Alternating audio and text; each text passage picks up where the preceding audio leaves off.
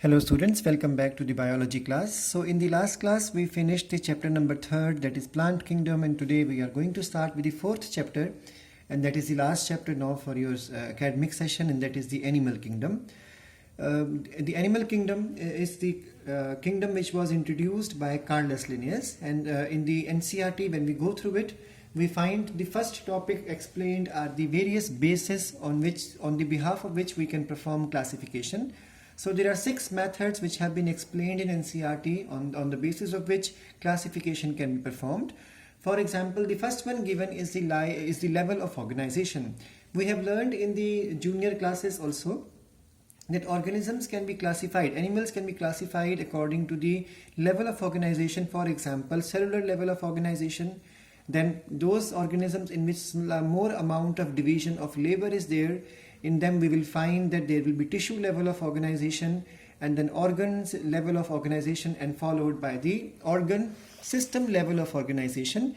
Then the next thing to understand is that the organism may have the absence of digestive system or presence of the system. So if there is a single opening for this, or there are 2 openings for it, accordingly it is called as incomplete digestive system or the complete one. And then the third thing explained here is according to the circulatory system. If the circulation is closed or circulation is opened, which we have covered already in that chapter. So these are the various methods of classification of organisms. Then we can even talk about the symmetry. So these are the planes which have been explained, where an organism can be divisible into 2 equal halves passing through any of the diameter or the radii. From the center it is called as radial symmetry, and when there is only one plane of division possible to produce 2 symmetrical halves, it is called as bilateral symmetry. So this has been explained here with examples that organisms can be asymmetrical or symmetrical, and symmetrical are of 2 types, radial symmetry and the bilateral symmetry. The next thing explained in the NCERT is the diploblastic triploblastic organization, which I have covered in the offline or as well as online classes before, that if ectoderm, mesoderm and endoderm 3 layers are there, it is called as triploblast, and if only 2 layers, ecto and endoderms, are there, we call them as diploblastic organism. So in the same manner we can classify organisms, animals basically, with the help of the coelom. If coelom is absent, it is called as acoelomate. If coelom is present, it can be a false coelom or a true coelom. So these are the diagrams which have been explained. When you go through minutely through this diagram, you will find only those coeloms are called as true coeloms which are covered with the mesoderm. If they are not covered with mesoderm, they are called as the pseudocoelom, or otherwise we can say the coelom is absent. So this is the diagram or presentation of acoelomate. This one is the pseudocoelom or a false cavity, and this is the true cavity or the coelom. After this, the next thing explained in NCERT is the segmentation. Animals can be classified according to whether they have metamerism. Metamerism is the phenomena of repetition of certain features, whether external or internal or both. So this is the concept of metamerism, whether it is present or absent. Then we have the notochord. In 9th class you learned about notochord, that it is a mesodermally derived rod-like structure which acts like an endoskeleton, and it is present either throughout the life or at least in some part of the embryonic development, and its presence make the animals as chordates, otherwise they are called as non-chordates.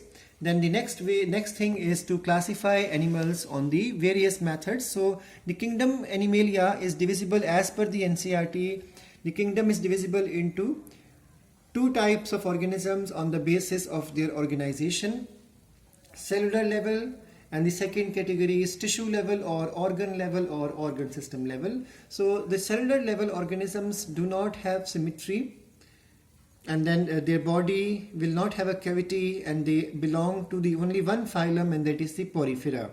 Then tissue or organ system level of organization, such animals either have radial symmetry or have bilateral symmetry, and if they carry a radial symmetry, then these are the animals which are called as the phylum Coelenterata or Cnidaria and Ctenophora. Remember, again cavity is absent.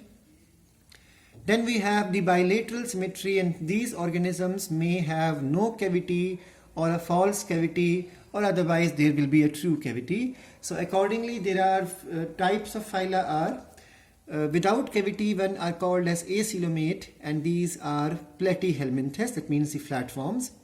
Then with a false cavity, so first time a false cavity is present in the roundworms called as aschelminthes or the nematoda.